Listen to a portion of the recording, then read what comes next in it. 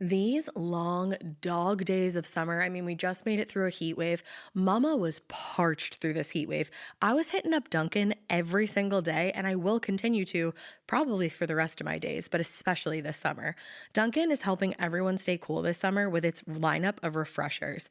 These drinks are packed with bold, fruity flavors and served ice cold. It's amazing. Dunkin' refreshers are the perfect afternoon pick-me-up. I like to start my morning with them personally, and then sometimes I go back for a second one because I'm just feeling crazy.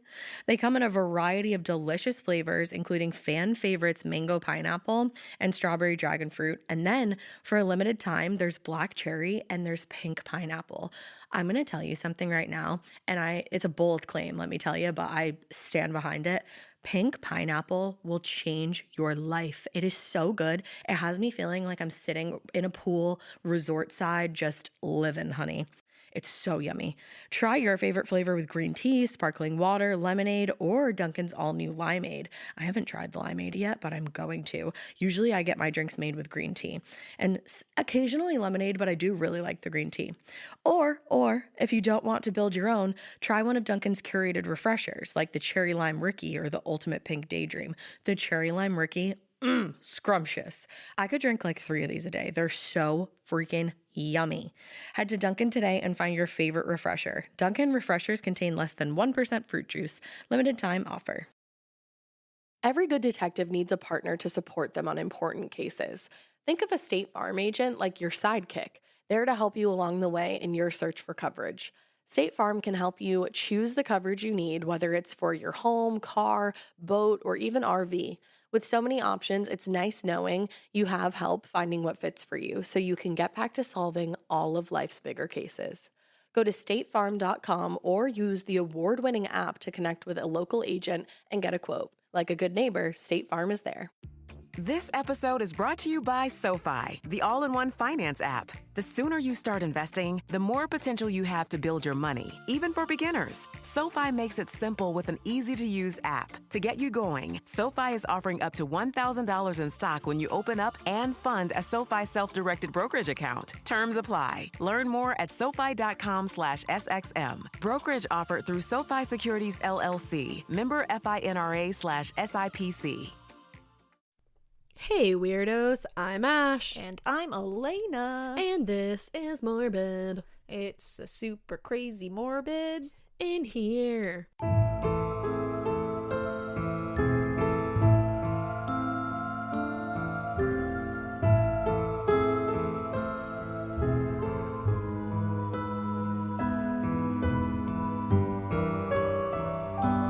It is. Yeah, We're here. we're here, we're morbid, and We're freaking out because we have a show at the Gramercy this week. oh my god, the fact that we have a show at the Gramercy in 4 days, like, I think I'm shitting my pants at this very moment. Yeah. No, I'm not. That's nasty. I hope she's not. That's we're in a really small- disgusting. We're in a small laundry room right now. I'm figuratively shitting my pants, not literally. Yeah, it's crazy. So see you fucking in 4 days, New York? Well, currently right now. Anyways. 4 days from now, we will be at the Gramercy Theater in New York, and I'm so excited. Holy balls. Hold on to your butts, New York. Hold on to your booties. And then after that, we have like a little hiatus. And then we're going... Little hiatus. Little me time. Little shoo-shoo me time. Little shoo-shoo me time. It's always really hard for me to get out of Margie's voice. I know, it is really hard. Except I'm Estelle. It's really hard. It's really hard. Well, so after that, in April, we're going to be at the Punchline Comedy Club in Philadelphia, Pennsylvania. We're going to be there. Am I screaming? Am I too loud? You might be. Okay, cool, I'm not. So, and then April 15th, the very next day, we're going to be at the DC Improv in Washington, D.C. I'm so excited to see things in DC. I've never been. Nor have I. And Annie's coming with us, and she's been like 47 times, so she can show us things. Yes, Annie. Anna. Then May 6th, we're going to be at Stand Up Live, except I think I'll be sitting down in Huntsville, Alabama. We sure will, and I'm super excited for that. And then May 7th, we have 2 shows, an early and a late show in Nashville, Tennessee. Going to Nashville. Yeah. Gonna get some white buffalo sauce. At Rock least and roll. That's what John told me I have to do. So okay, I'm gonna do it. Let's do it. And then our new little baby show, which is not a baby show, it's pretty big, but that like just got added, June 12th, my birthday weekend, in case you were wondering. Just saying. Talia Hall, Chicago, Illinois, which all of these places look really beautiful, but like Chicago, Talia Hall looks like gorgeous. Talia Hall looks haunted as fuck, and I'm here for it. I feel like Marie Antoinette has been there. I don't think she has, but you know. Well, I know that she's from France. Let's just set that record okay, straight. Thank you. I did know that. I think it was necessary to set that straight. Yeah, no, I know that, but I'm just saying, like, it looks like a place that she would have enjoyed. It's like Versailles. Listen, I am not Brittany from. And guys, I know it's pronounced Versailles. Okay. Yeah, this is a joke. This is a Bravo joke. And if you don't watch Bravo, you don't get it. It's an inside joke. But watch Vanderpump Rules. It's a great show. Why wouldn't you? Do it. It's on tomorrow. So yeah, it's gonna be awesome. And in the week of May 3rd, is it? Yeah, it's the first. May 3rd, we're week. going to be doing CrimeCon in Orlando, and I am so excited for that. I want to see all your beautiful faces, and I want to see all the people who I'm gonna hyperventilate in front of. Yeah, me too. If Keith Morrison is there, I'm gonna hyperventilate. I was just listening to the Dateline podcast today. I hope he's gonna be there. His voice is so beautiful, and like he's not saying anything boring, but I just like want to fall asleep It's to just it. Wonderful. It's like a warm, soothing fire. Well, and they just said that Dr. Baden is gonna be there, and Alaina lost her mind. I can't. I might hyperventilate in front of him. I'll ask him a bunch of questions. I'll provide you a paper bag. Please do. Because then, I mean, who else? You're excited to see Nancy Grace if she's there? I'm not going to hyperventilate. I'll probably just do what I did to Andrew McMahon when I met him when I was 14 and scream, I love you directly into her face. Well, and you know, Billy Jensen and Paul Holes better be there. I'm just saying. I feel like Billy Jensen is kind of our friend. I feel like he is. You're listening, right, Billy? Billy? Right, Billy? Billy? You're listening. Well, we're friends. If you don't think we're friends yet, we will be someday. We will. So just hang tight, Billy. Cool. All right. So everybody come to CrimeCon. It's going to be awesome and spooky and crimey. And come to all our shows. Do it. Please do. Because we want to see your faces and we want to meet you and we want to tell you true crime stories. Yeah. And you can find the link in our Instagram bio to the link tree that has all of our shows on it. Or you can go to morbidpodcast.com and they're all listed right there. Just click on the link and it will bring you to the ticket sites. Click on it. Do it. So, tonight, we are going to be, this is going to be at least a 2-part series. I wasn't initially intending that, but holy shit, guys, this case is crazy. And this case is really heavy. So I'm going to give a heavy trigger warning in the beginning of it because, whoa. Trigger warning. We're going to be covering this in a couple of parts because we are covering the case of actual piece of human pus in a scrotum bag. Ooh. Ariel Castro. He's like the toenail that I saw today on My Feet Are Killing Me on TLC. Yeah. Yep, that's what he is. He is everything disgusting that you can think of in the world. And he is known for kidnapping 3 young women and holding them in his Cleveland House of Horrors for 10 years. That's almost like scarier than like anything.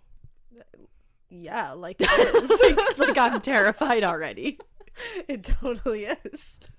Just that's my reaction, okay? That's like scarier than like everything.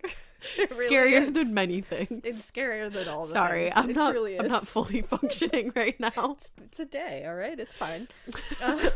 So what we're going to do is I would like to say I'm not going to give you the information about Ariel as a human being right up front. We'll talk about him in part 2 because who gives a fuck about him? Not me. We're going to talk about the girls that fucking survived this shit. Badass motherfuckers. Because holy shit, guys. So we're going to start out with the first person that was kidnapped, and that is Michelle Knight. Okay. Michelle Knight has legally changed her name since this. I believe to that. Lily Rose Lee. And I think it's because she is actually distanced. She used to, obviously they would have the 3 of these women together a lot to talk about their experience. She's kind of distanced herself a little bit from the other 2.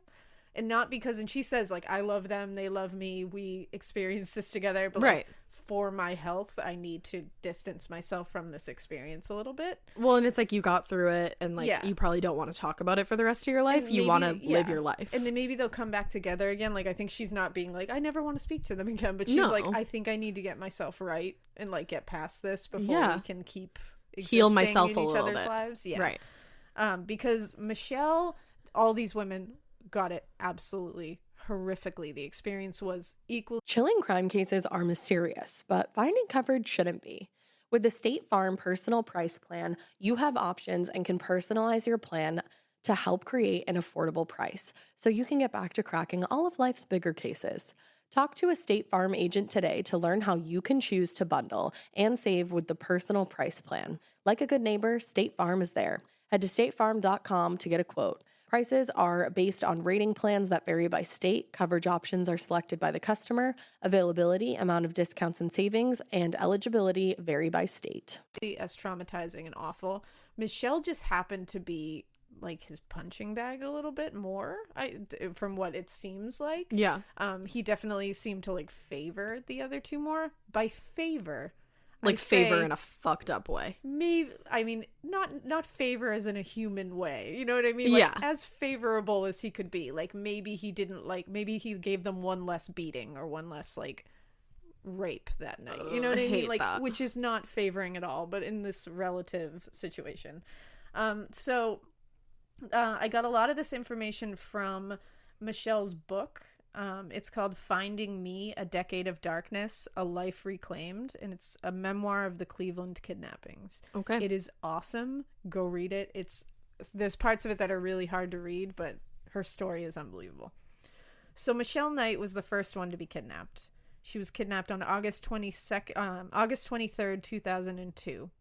So her story really gets to me because it's really hard to believe that one person can suffer in their life as much as she has. Oh. Not she even just couldn't catch a this. break. She couldn't catch a break from the get-go. I hate right when from the jump. I hate when that happens to anybody, but then when it happens to like a victim of something so awful, you're like, why can't you just have something good happen for you? Why does she get all this shit? Right. Like, why does one person have to endure all this? That's what's crazy to me.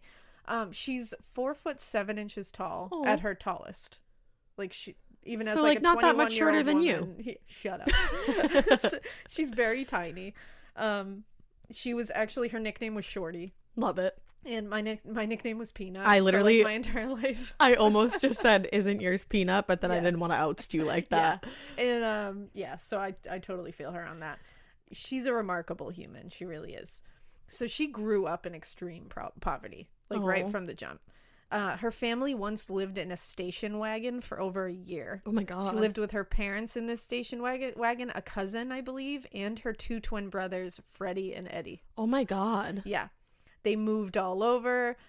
They didn't even have showers or anything. The things that most of us take for granted, they didn't have. She did say that like when they were able to like shower or like brush their teeth, which was very rare. Oh my God. She made sure to make sure her siblings were like got a really good clean, because she was like, I didn't know when we were going to get it again, so I made sure to brush their teeth really well. Like she became like their like caretaker. I love that. Yeah, so right from the get-go she was having to like take sacrifice for other people. So you grow up at a really young age when something like that happens. And this is what bums me out, and we're going to see more and more in this case especially. It's like she wasn't allowed to have a childhood. No, that's not a childhood. That sucks. Whenever I see that, because I just think of my kids and how I want them to be kids so badly, and I want them to have like all the things that kids should have, and which is like kid things. Innocence, like curiosity, not a care in the world. You know what I mean? Like you should have that. Like as not part of your know life. like the struggles of real life. Yeah, like, kid life should not be real life. You should have a point in your life as a kid where like a big stretch of time where just you don't have a care in the fucking world. Like everyone should have that. Not everybody gets that, and that's a bummer.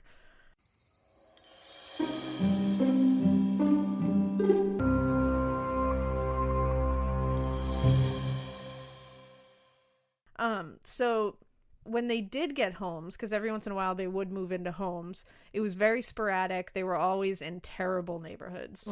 Like with like, you know, drug dealers and just like violence all around them. And then a male family member. Oh, no. So they used to have like strangers living in their house, roommates, random family members. Because they were probably trying to like make extra money off of like renting space. Exactly. So a male family member began sexually abusing her when she was just 5 years old. Oh my God. Yeah. She was also bullied in school because she was really tiny. She was poor. She was often dirty. Right. You know, like all this stuff that you can't fucking control. I was going to say everything beyond like, her control. So... in an article in Newsweek, she said of her childhood, quote, It's like I was buried 6 feet under and screaming and no one can hear a thing. Oh my God. Like, that is awful. That's really horrible. It just really bummed me out. I was like, what the fuck? So when she was 15 years old, she just had fucking enough. Yeah, I believe it. Like, because this male family member sexually abused her entire adolescence. Like, she was turning like 15 until she was 15 and was still being raped by him. Oh my God. Yeah. So you don't have a childhood. No, and it's like she was living in this abusive home, super poor. I mean, like, having to take care of everything herself. It's like, it doesn't seem like there was like an ounce of happiness. No, nothing. So she ran away from home. Yeah. And she ended up sleeping in a garbage can under an underpass. Oh my God. Yeah, like, she was so tiny she could, like, curl up in a garbage can. Mm-hmm. She said even this was far superior to the life she had at home. Wow. Yeah. At one point, and this made my heart sore for a feel minute, like guys. My heart is really sore currently. So at one point, she said this tall black man approached her. Mm-hmm. And at first she was like, what? Like, because she was very like protective of anybody coming near her, because she knew all she had known her whole life was like people are gonna hurt abusing me. her and like taking things from her. Mm-hmm. So she sees this guy and she's like, what the fuck? He ended up being like a pastor at a Baptist church. Stop. And she said she called him Arsenio because of Arsenio Hall, because he had the same like haircut as Arsenio Hall. Oh. And so she ended up referring to him as that. He approached her and was like worried about her. Yeah. And said, we have meals at the church. Like, come to the church. We'll feed you. I'm sobbing. And so she started coming like weekly to the church and like eating food there. She started like knowing people in the church. She said it was like this great time, and she would like, people treated her so well, and like he was like her angel. Stop. Like, so like, high five. You're catching me on an off day. I'm gonna cry on the podcast. No, it's so funny. Not funny, but like when I was researching this, there was a point where I was literally tearing up. Yeah, I believe and I was you. like, oh no, I might cry on the podcast today. Like, there might be today's the day. This might be the day. So one day, so she's feeling like a little better about, she's still like, you know, sleeping where she can sleep. She's still homeless. And life is gonna say fuck you again. Well, no. Oh, okay. It actually gave her another, it's a boost. It's bringing her up to bring her back down. Some people might not see this as a boost, but like, look past the like optics of this and just look at what happened. Okay. So one day, a young man who introduced himself as Sniper, love it, approached her as well and said, you know, I see you. I see that you're homeless. Like, I want to help you. Mm-hmm. And so he offers her a room. And he says, the only thing I need you to do is be a drug runner for me.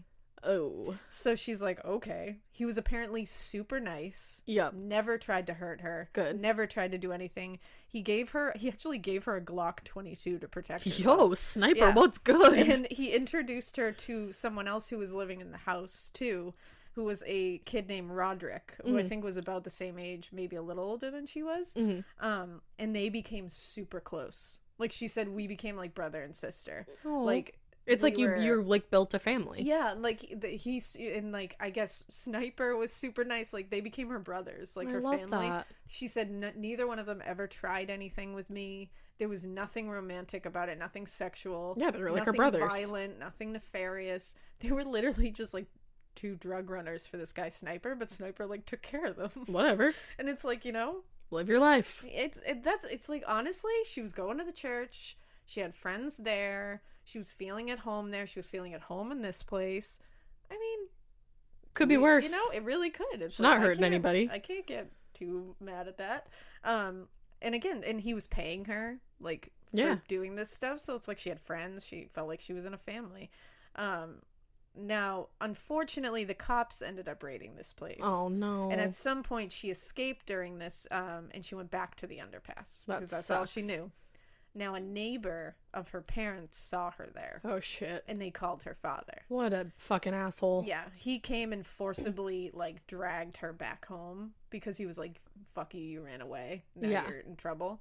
Were her parents abusive as well? I think that she doesn't specifically say anything about it, but I don't think... You know, it doesn't sound like it was all hunky-dory. It doesn't sound like they were great parents. Okay. That same night that she was dragged back to her home, the sexual abuser relative of hers basically laughed, saying that it was funny that she thought she could escape him. Oh, and that makes me feel like I can't breathe. Her that very night that she got dragged back to the home. So she's literally like back in hell. So she's literally right back in hell. She got pregnant sophomore year of high school at 17 years old. From this guy? Nope. This was by someone she was actually dating. Okay. She said she did like this guy, but ended up finding out that he was dating someone else at the same time. And when given the choice, he chose the other person, even though she was pregnant. Jesus Christ. So she gave birth to a son, Joey, on October 24th, 1999. And she said while she was pregnant, by the way, her abuser still tried to rape her. Are you kidding me? But she started fighting him back, and he backed off. Because she's fucking pregnant. Which I think it's important to be like, she fought. Good. Like, she decided, she was like, nope. Like, I'm pregnant, and 2, you're just not doing this to me anymore. Right. It's like, good for you. Hell yeah. So she refers... It makes me sick. Yeah. Now, I'm just going to give you a little trigger warning. It's like, I think now is going to be the start of like a lot of shit coming at you. More shit. They when she is kidnapped, there's a lot of rape, a lot of graphic things. I'm not going to go into super detail or anything, but I just want you to be aware there's a lot of really disturbing things. So if that's not your deal, next episode. So and obviously she hasn't been kidnapped yet, but she refers to Joey as like her gift. She said he was the greatest thing that ever happened to her. Stop. She felt like she had like purpose, like she just wanted to do right by him. She wanted him to have a childhood. So her mother divorced her father, and her mother started dating a guy named Carlos. Okay. Carlos is an abusive prick. God damn it. So Michelle at this point was trying to she's 17, remember? Mm-hmm. Or no, excuse me. At this point, Joey is 2 years old, so she's 18 or 19, 20. Yeah. So she's 19, 20. She has a 2-year-old. She's in this horrible situation, and she's like, I got to get him out of this situation. I need to get a job. I need to get this going. So she's job hunting, but like, she doesn't have like, high school behind her. She's did she have to leave high school? Yeah. So it's like she was really just struggling to find somebody to take her. So when Joey was 2 years old, she left Joey with her mom to go job hunting for a couple hours. Yeah. Her mom left Joey with Carlos. Uh-huh. Carlos, I don't know what happened while like she was gone, but when Michelle showed back up at home, Joey was very upset. Okay. I thought you were going to tell me that Joey died. No, Joey doesn't die. Spoiler alert. That's a fine spoiler alert. I was going to say that's a good spoiler alert. And when she came home, Joey was very upset. And this pissed Carlos off because he was just an asshole and he was a drunk. Yeah. So he was an alcoholic. He's abusive. He's a dick. He ended up grabbing Joey by the leg and fracturing the 2-year-old's leg. Oh my God. So Michelle brings Joey to the hospital, obviously. And they're like, what happened here? And right. Doctors know. Like, these people know. Social workers know. So they were like, what is going on here? And she said, he hurt his leg while we were at the park because she didn't. And the reason was she was like, I wasn't trying to protect Carlos. But she was probably afraid of Carlos. She was also afraid if they know he's in this home, I'm going to get my kid taken away. He's going to get taken away. So she was like, I'm trying to just make sure that they don't think he's in a home because I'm trying to get him out. So like, I can't have this happen. Well, and they this didn't is believe kind of her. Crazy. Carlos actually called the hospital and said, I did it. Wow. Which is pretty shocking. Okay. And he said, I was drunk. I didn't mean to hurt him, and I did. I wonder if he's like one of those people that has a drinking problem and is like a fucking monster when they're drunk, but then is like a good person when they're sober. I wonder. I know people like that. Yeah, exactly. And obviously this was great that he like admitted this was me who did this. But then did he get taken away? The hospital was like, he can't be in this situation. So they ended up taking Joey from her and put him in foster care. Oh my God. And this was like the reading, like that must be rock bottom. Keep my shit together right now, but reading that part of the book when she is talking about like, I'm seriously gonna well no because you have kids, that's a piece of you about, like, saying goodbye to him and like giving him a last hug and stuff. I was like, whoo. I don't care if I ruin this for anybody else. Does she get to see Joey again? I believe she okay does. Okay. Yeah. I'm sorry, I love you all, but like I needed that peace of mind. So a few days later, she had a court hearing because now she's like, I'm going to get him back. Okay. Like, I'm getting him back. Oh. So a few days later, she had a court hearing. She had to walk 3 hours to get there because she Oh didn't my have a car. God. And she arrived 15 minutes late, and they screamed at her and said they were holding it against her. Oh my So God. she literally just can't. She was like, I walked here for 3 hours. Yeah, like she literally can't catch a break. So in 2002, she's in the process of attempting to get Joey back. She had moved out of that hell house. Okay. And in with a cousin, Lisa, who was older than her. Mm-hmm. So Lisa wants to help her get it back on track. She's like, we're going to get Joey back. She introduces her to some friends of hers and some other cousins that she didn't know. Yeah. And one of the cousins was named Deanna. And Deanna introduced her to her friend, Emily Castro. Oh, no. Emily hung out a lot. Michelle said she really liked her. She was like a nice girl. Emily did speak and said like her parents were divorced, but she sees her father. Her father's name was Ariel. And she even showed her a photo of him at one point and like spoke to him on the phone many times in front of her. Like, and Michelle said he seemed sweet. Yeah. Obviously thought nothing of it. Just like your friend's dad. And she told her that he was an elementary school bus driver, which he was. Are you fucking kidding me? Yes. So Joey's being shuttled at this point to like different foster situations because my heart. You're usually not just like given to a family and that's the end. It's like you're right. You're a traumatizing experience for everyone involved. Yeah. So he's going to different towns and she has to be present at every appointment. And also she's doing visitations, like supervised visitations with him. Mm-hmm. But the problem is, so she's trying to win him back, but she doesn't have a car. So she's just doing whatever she can to get to these places. And if she's late or misses one, it's just going to delay or stop her from getting him back. So on August 23rd, 2002, she had an appointment at 2:30 in the afternoon to meet with social services about getting Joey back. They were going to start the process. Okay. The address of the appointment was somewhere she had no idea how to get to.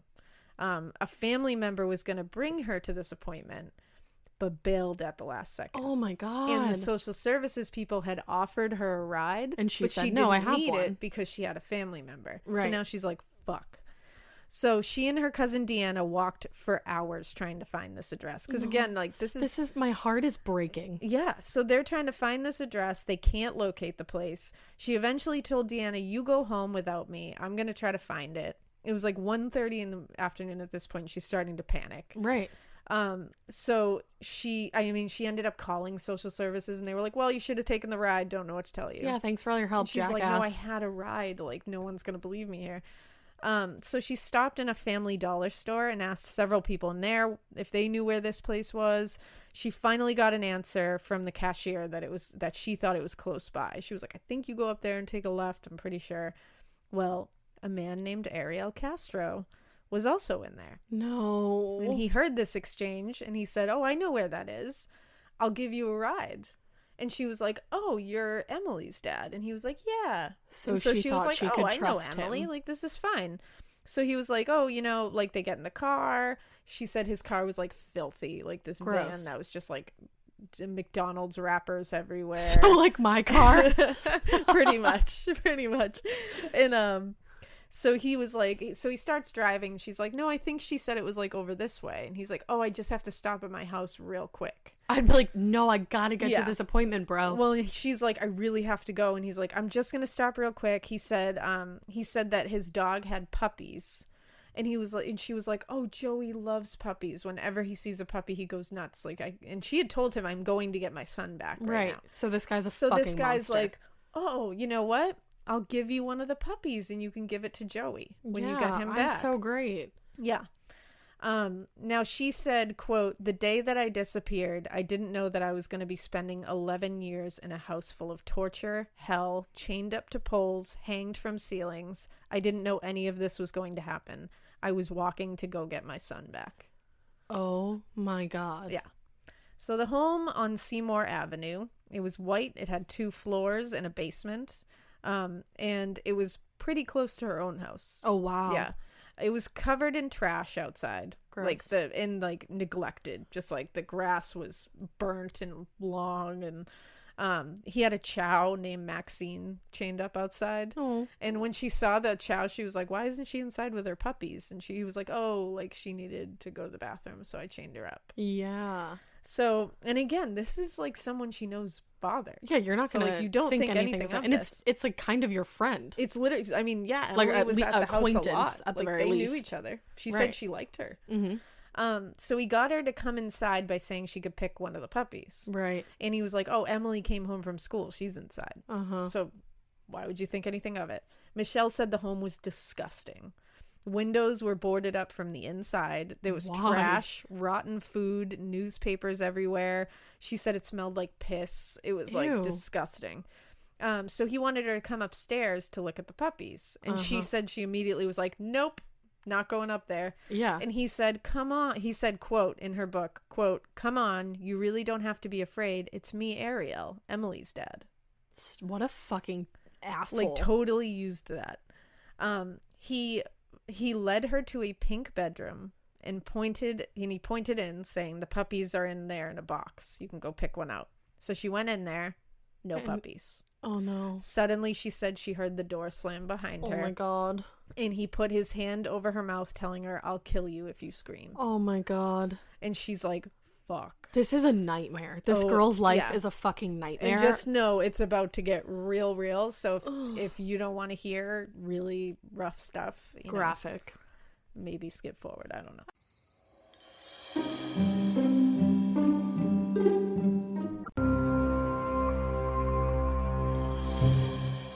Okay, I'm hitting the skip forward button. Yeah. So Ash is stuck here, but you don't have to be. Fuck. So he tied cords around her ankles. He tied them so tight that they were cutting her skin. The craziest thing too, sorry to interrupt you, is like he didn't even know that she was gonna walk into that dollar store and like and he was prepared. He was just ready to go. Like, that's so fucked up. Yeah, he was ready to do this. And these cords were so tight on her ankles, they were cutting her skin, and she said her feet immediately went numb. Oh my God, that's how tight immediately. They were. He tied her wrists together with cord as well behind her back. Then he pulled her feet to her hands and tied them behind her back. So like she was hog-tied? And then he tied the cord around her neck. Yeah.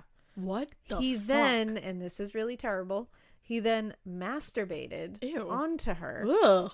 Before hanging her by the cord, tying her hands and feet and neck onto this like weird clothing line type wire that he had strung between two poles at each end of the room. What? So she's hanging from that cord, hog-tied, like stomach facing the ground. Oh my God. Yeah. He then stuffed a dirty sock in her mouth. Oh my God, gross. I'm so sorry. And took duct tape around her entire head to keep it in her mouth. Oh my God. He then and so she's suspended. He said she's suspended like 12 inches off the ground.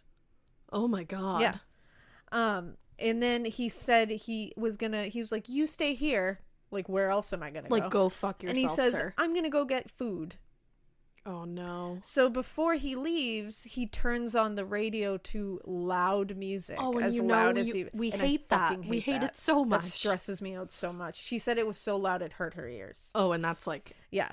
And he left her hanging there for more than a day and a night before coming back. Oh my God. Yep. And he brought with him McDonald's. And ate it in front of her? Nope, he tried to force feed her like some sausage sandwich that was like old. Ew. And when she wouldn't eat, he untied her, threw her onto a mattress in another room, and raped her for hours. Gross. Yes. So after he did this, he immediately started to cry. I'd be like, why are you crying? And then he told her he didn't mean to beat his ex-wife, that he just had a bad childhood and he was sexually molested, so now he's just fucked up. I'd be like, yeah, me too, and I'm not fucked up, so... And he also told her that he's addicted to porn. Then go watch some porn. So she tried to talk nicely to him and be like, it's cool, you can change, like you can let me go. This can all end here. Like, you don't need to like give into your childhood. Like, you can be a good person. I will just leave. Well, he lost his shit and started flipping out because he found out that she was 21 years old. And he was like, I thought you were much younger, like, which makes him even scarier of a human being. And he told her that she was going to be there for a while. He goes, maybe until Christmas. And it was August. Oh my God. So she immediately is like flipping out. Why was he like mad that she was older? Because he likes he's young so girls. gross. Yeah, he's a fucking pervert. I'd be like, cool, then let me go. Yeah, he's a perverted so that I can piece of turn shit. you in. But she looks young, so that right. worked. Because she was so tiny. Yep. Well, then he drags her out of this room out of nowhere, drags her into the main floor, and then opens the door to the basement. No. And is like, we're going down there. No. So in the book, she says something like, I've seen enough horror movies to know that nothing good happens in a basement. Nothing good happens in a basement. She said this basement was covered in rusty chains, dirty clothing, porn, trash, water. Just like, it was disgusting. He used 2 8-foot rusty chains to chain her to a pole. He literally used twist ties to twist tie her hands behind her back, and then took the chains and looped them around her belly, around the pole, and just kept looping them around her whole body up to her mouth. Oh, so from her belly to her mouth, she was literally just chained in place with rusty chains. So then, to make it worse, he goes, I need to make sure that you don't make any sounds. He goes and gets a motorcycle helmet and slams it over her head. Oh my God. Did you just see me take a deep breath? I feel claustrophobic. Because if you've ever seen a motorcycle helmet, like that shit, it covers every inch of you to your and she can't chin. move to like she can't breathe. Move, and she was like getting oxygen in that and I was already hyperventilating and like crushed from these chains. So she said she immediately passed out. I believe it. And she said she would pass out, come through. This poor woman. She ended up getting her hands while he was upstairs. And free? I think he was gone at this point for a little bit. She got her hands untied from the twist ties because she was like, fuck this, I'm going to try. Yeah, you have to try anything you can. She got her hands untied and got the helmet off. That's good. But she was so chained otherwise. Well, that's the thing. So he showed back up and she tried to make it look like she put the helmet back on and she like held her hands behind her back, but he saw. So he said, you're going to have to be punished now. No. Yeah. So in her book, she says she can't even describe what he did to her. Like she can't even write the words down. But it involved him waving a pipe in front of her face and saying if she was screamed, he was going to shove it right down her throat. Oh, God. And she said it was like the most horrific thing you can imagine, times it by 1,000. That's what happened here. Oh, my God. He then left her in the pitch black with nothing down there. Just pitch blackness, her chained to this pole with the helmet on. This is so... Yeah. Oh. And she said at this point she's covered in bruises, pee. Ew. Semen, Ugh. blood, just everything, and she's just sitting there like just crying to obviously herself. And after this there was a routine. He would leave in the morning, he would get an egg McMuffin from McDonald's and shove it down her throat, basically make her eat with OJ, and he would go to work, then come home, watch porn super loudly upstairs like she could hear it. Ew. And then come downstairs and violently rape her and beat her. She said it was too bad to even describe. Oh my God. She was literally and this guy like is an elementary school bus driver. Yep, he's an elementary school bus driver. Wow. Yeah. Then he would tell her that no one was looking for her. He was like, no one's looking for you. It's not in the news. There's no flyers up. No one gives a shit that you're here. No one's ever going to give a shit that you're here. So he was breaking her. Right, like, of mentally, course. Being Yeah. like, just so you know, you're never getting out of here and no one's looking for you. Right. And she was saying, like, I hated him. I knew, like, I was like, fuck you. But in my head, somewhere in there was like, what if no one is looking because for people me? have been beating this poor girl down her entire fucking life. So she's like, what if? And then she's like, but somebody had to see me at the Family Dollar. Like, Deanna must have told somebody I was with her and I never showed up again. Like, she's starting to, like, panic here. Right. He also would have people over the house. Oh my God. And would tell her she can't make a sound. So she's just chained up downstairs. Well, and then you're wondering who he's even having over. Like, you don't want to scream, like, probably. Are these people going to come downstairs and do it too? Right. He was in a band, and he would have his band come over and play every Saturday night. Oh my God. Which, this is just, like, horrific to me. He's just living his life. Yeah, and she's just down there. Like this. Yeah, suffering. Ugh. And while he was at work, she said she would rattle the chains and try to, like, hit the helmet against the pole, like, to try to anybody, make noise. can you just, hear me? Can someone hear me? She talks, and this is the part that, like, really got me. She talks a lot about thinking about Joey. Yeah. And I'm not even kidding. I started crying reading it. It killed me. Yeah. Because she said she would like talk to him. Oh. And like would be like pretend he was there. Like I'm literally gonna yeah, catch no, in my you're throat. I'm like about to get a catch in my throat. You're doing that I'm to me. my shit, but I'm gonna. Alaina's eyes are welling up, and I don't blame you. Because she was like, I just think about like the one thing you think of in any dangerous situation as a parent is your kid. Yeah. And it's not oh my God, this is gonna happen to me. It's like what's gonna happen to them, my kid? Right. Like I think about that all the time. Because if something I'm ever happened to me, not there to protect them. What would happen to them? Like I know even if you have like a spouse or significant other, you're like, it's different when you're the mother. Yeah, and it's like something's going to be ripped away from them because their mother is gone. Right. And I always think about that. Like if something happened that like they would have to tell them, they would have to understand that I would never come back. Like that's an awful thing to think about. Okay, stop talking about that. But it's like Michelle had to think about this. And it's like that Joey might never see her again. And it's like, like, and just thinking about her going through that alone in the pitch black, like chained suffering to a pole. It's just like, oh my God, the things human beings, it's really beyond. We're the scariest animals. We truly are. So eventually he did bring her back upstairs, and this was like weeks and weeks of being downstairs. I feel like I don't even know if I would want to be back upstairs. Oh, and she said she couldn't even keep track of days. She started trying to keep track of days because he would go to work, so she was like, maybe it's a Monday. I don't know. Like she couldn't. Even the band really played tell on time. Saturdays. Yeah. Eventually, he brought her back upstairs and chained her to a radiator in the pink room again. With a mattress. Was it hot? No, the radiator actually, and that sucked because she was freezing cold because the radiator was like barely pumping out anything.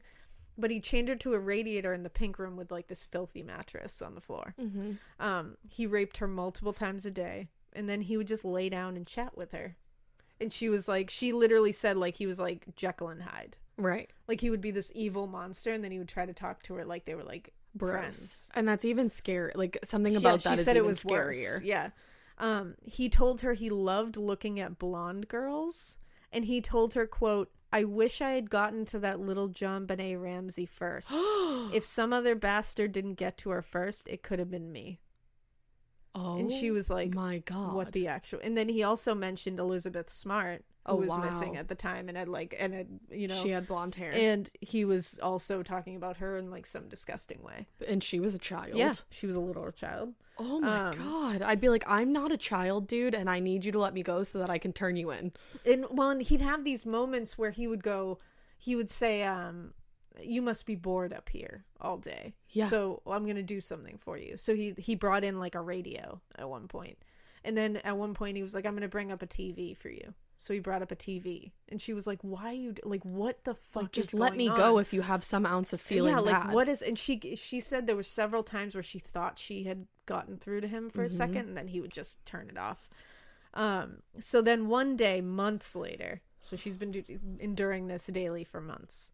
He told her he would let her go once he got 2 other girls in the house, and she was like, no, I don't want 2 other people to endure this. But she was like, but then I was hoping he would try and maybe get caught while trying. He also brought, and then she started like, because she was really smart, because he kept saying, I need to know how to trust you. I need to trust you. So she was like, all right, I'm going to make him think he can fucking trust me. So like he would do these things where he would leave and like come back 5 seconds later to see if she was trying to escape, and she like caught on to this and make sure she was like not doing anything, sitting there. And then like she would talk to him and like use mind games with him. So she started saying to him, well, you never did get me that puppy for Joey, and like that was your word. You said you were gonna get me a puppy. I'm supposed to trust you. Like what the hell? And she kept saying it and kept saying it. Yeah. So eventually he got her a puppy? He came in and brought her a puppy. What? And it was a little pit bull puppy. And she named him Lobo because he was like really tiny and cute, like low. And she said she fucking loved this puppy. Because you need something to like take care of. Yes. Or like love on. And like literally like trained him. He would curl up and sleep with her at night, so she felt like she had something. Was she like always chained? Always chained. So she was just with this puppy in this room just by herself. Oh my God. And one night he would bring the dog outside and chain it up when he was going to rape and beat her. And one night he didn't take the dog out. And just guys know there's a trigger warning. This is an animal thing. he didn't take the dog out, and so he the started, dog tried and to I help think her. when he came in, she said he was clearly drunk, so that's why he didn't think to take the dog out. And he started to come at her, and the dog went after him, of course, because they had grown to they were be, each other's best people. friends at that point. So the dog tried to attack him. He picked the dog up and broke the dog's neck and threw it on the mattress next to her. And she said that was like talk about breaking her. Oh my God. Broke her. And she was like, and she literally said she just sobbed and screamed. And like she said when the dog was alive, she would like talk to the dog and be like, we're gonna get out of here together, like, like we're gonna be together. And then after that happened, she was like, I just talked to him and was like, hopefully I'll see you on the other side, like hopefully this ends soon and I can come see you. Wow. Right? Wow. Are we almost done with episode 1? Because yeah. I'm overwhelmed. It's coming.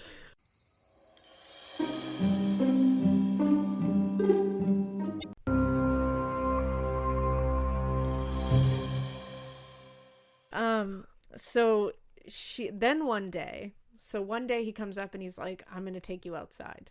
She hasn't been outside in, months. Like 8 months at this point. Right. So she's like, okay. And he's like, so he grabs her, brings her downstairs, like changes her clothes because she was wearing the same clothes that she had been kidnapped in 8 months ago. Wow. And so he puts her in like dirty, like man pajamas, like his yucky basically. Clothes. Then he puts a wig on her and glasses. Oh my God. So I'd be like, oh, I thought no one was looking for me. Yeah, exactly. So he takes her out to the backyard and like has her help him do something. And she said like she hadn't seen sun or like felt air. I wonder if it hurt. Well, and a neighbor was outside. And she said the reason she didn't scream was because he held a gun at her and said, if you make a noise, I'll shoot you. Yeah. And I was like, oh my God, how do you, like, you think of what you would think you would do in that situation? Because like when I think of it, I'm like, I would just scream and be like, you shoot me, I don't give a shit at this point. Right, but you have to wonder. You don't know. You have no idea. And he has mentally broken her. Right. So far beyond anything we can ever fathom. And not only mentally, physically broken her. Right. And you wonder if it's at that point you're like, what if his neighbors are bad? Like you just don't trust anybody. You're not gonna, yeah, exactly. What if that's not his neighbor? Anyone. What if this is like a weird setup? What if this is going to get even worse if I bring somebody else into it? Right. So then after that, he brought her into the house and made her take off the pajamas. And she thinks she's going to get, her clothing back. And he's like, oh no, you're staying naked now. Oh my God. So for 4 full months, she was completely naked, chained up. All for 4 months. Like through the winter. Like, oh my God. Freezing in the house. She went 8 months with no shower.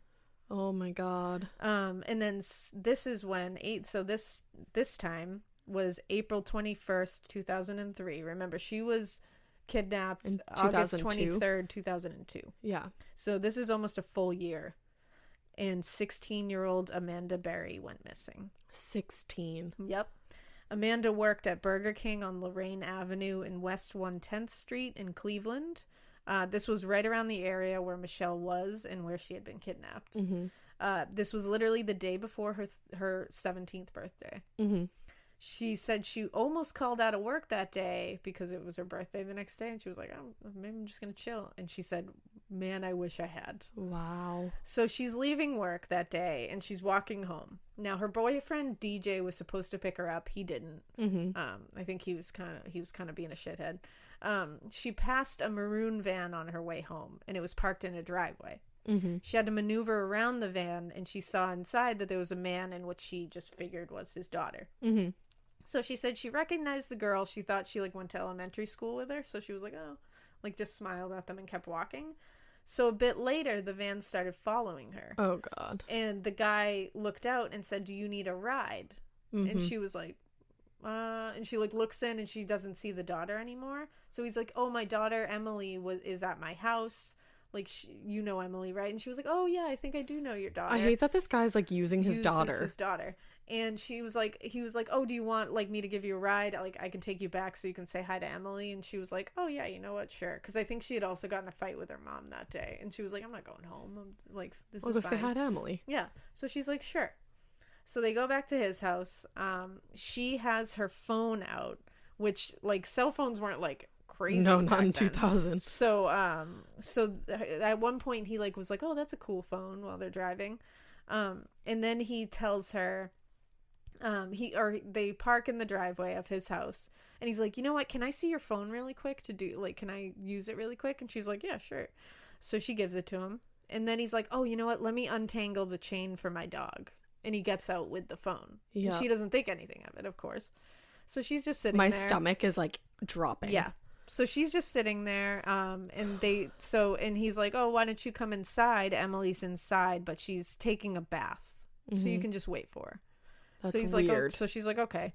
So he says that he's like, you know what? Let me show you around this disgusting fucking house. No thanks. And he shows her. They go upstairs, and he's like, oh, these are the bedrooms. And he shows her one bedroom with a woman sleeping in an upstairs bedroom with a TV in front of her disgusting mattress. It's Michelle, right? And immediately Amanda's like, what the fuck? Like, because she can't see the chains, right? But she's like, why? It's dirty. Like, that's and weird. It's just like a TV like, in front of her. On? Well, she said he took her to another bedroom that was dark, didn't turn on any of the lights, and he was like, pull your pants down. And this is like, that was the first. And so she was like, what the actual fuck? He ended up raping her and then took her down to the basement. No. Where he had kept Michelle for so long, and he did the exact same thing to her that he did to Michelle. With the chains and the motorcycle helmet. Chains, everything. And he kept telling her, just be quiet and don't make any noise, and I'll let you go home. Mm-hmm. Which is the worst thing, because it's like you're... Because you just are like, okay. Hope. He did take the color television from Michelle and gave it to Amanda down there. And she said she just screamed and cried the entire time. She was like, I couldn't do anything. She also said she watched on the TV her sister and mother plead for her return on the news. I always think when I see, first of all, I like feel so badly for the families, but then I'm like, what if the person that's missing is watching this? Yeah, and being like helpless. Yeah. Well, and she said instead of being hopeless, she looked at it and because her mother was saying like, I'm gonna fight, I'm gonna find you. And she was like, I'm gonna fucking fight to get out of here. Yeah. Like, she said that was the thing that made me be like, I'm gonna get out of here sometime. Like, I don't know when, but I'm getting out of here. Wow. And she does, by the way, just to give you guys hope. They get out of here. And it's a crazy story.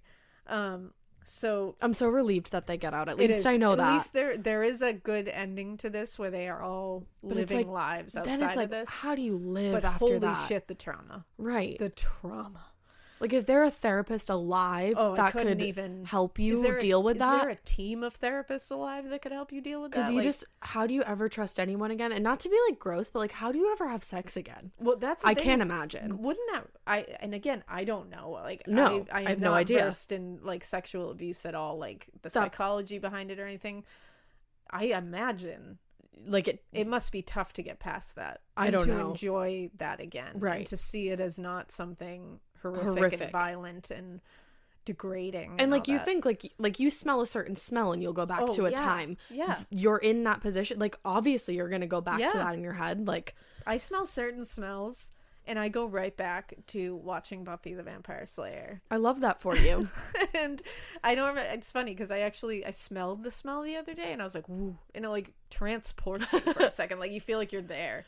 It's so or like, you know, when a smell smells like a certain time in your life. That's what this smell is. It's that, like, it's not like time it's of not my a life. thing, but like, oh, that smells like when I was 16 and we like were at the carnival. It's like it brings me right back to that time in my life where like Buffy the Vampire Slayer was like my like safety zone that like took me away from things. It's a thing. And like, it's so olfactory, like, is one of that sense is one of the most powerful senses. Yeah.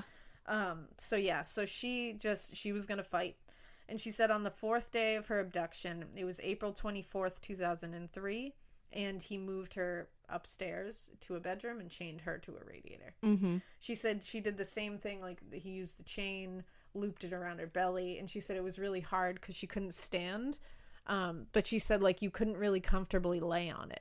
Right. Like, because she was like the padlock was in my back, so I'd have to like lay on weird angles and stuff. It's like, ugh.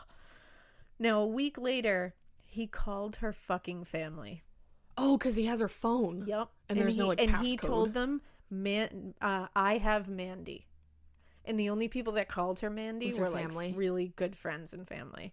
And he said, she wants to be with me.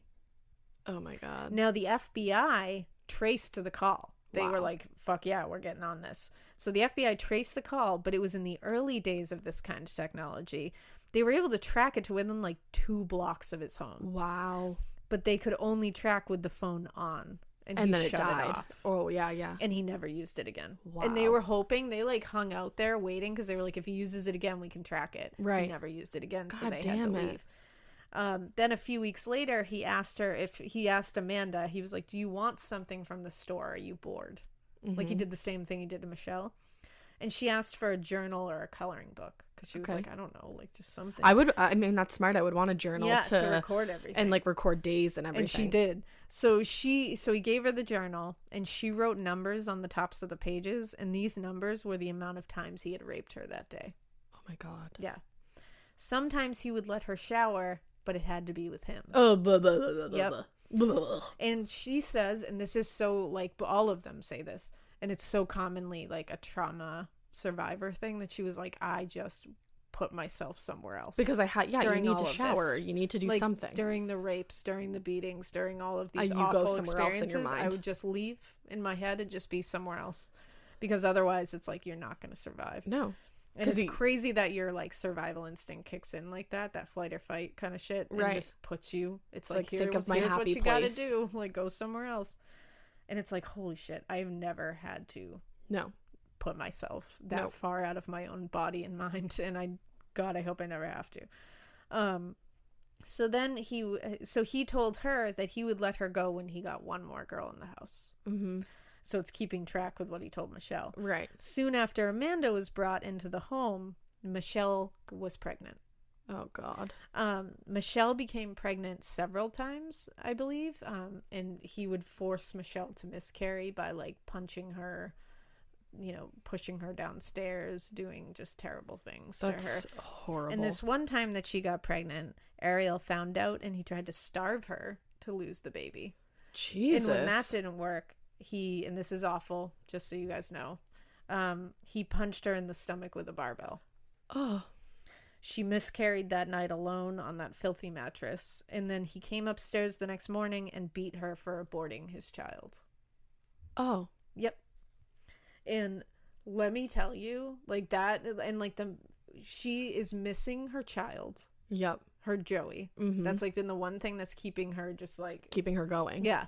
And then she gets pregnant. It's like it's like it probably doesn't matter that it's with this guy. No, because it's your baby. Right. Like this is yours. And she's in her head. She's like, I'm gonna take care of this. I'm baby. growing like, this. This is my baby.